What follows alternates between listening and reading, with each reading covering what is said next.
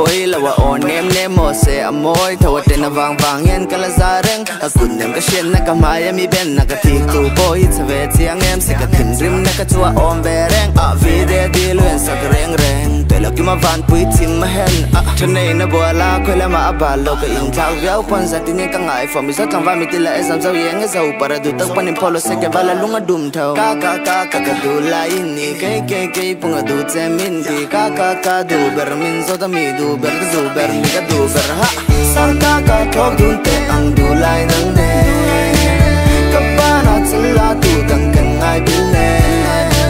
chu la pui le siar ki min dil te i du song min dil lung ka ngak reng chu rau yang a sai dam ni nem ka cha ki thazar noi halle lo goi sing ka te mo ye do kan thon tu khan ye la chang toi ya yu sok ti nan sel ne na chon ting ka chang le zel kum te chu number mai lo mai u le ngal a sei om ka vei tu ka shil la ka like te sin kan ru na lo loi se ka tum lo va vin a chu na sa ni na chang be ka du a fu ra tha ling ka ngai chin na sun I chang le rol ma ya ne a chang vei rol khai ne me ma le da ba lo shang sen nang ne na ni chong ka wam veng me ye ayu ma hian ti to sha ka ti sa ka lim na ka thei phak bak bel chi do le ma se tu man me lo se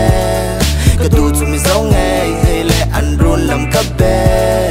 varat la ka char che nei dang ka nei lo za ka thang nge nang ba ka le ro ka ta ni chung in nei le ka cha kan run in chung a lo lo ka nga ilama min hip zali men mo na ten ni zun zam hian in shui zen hen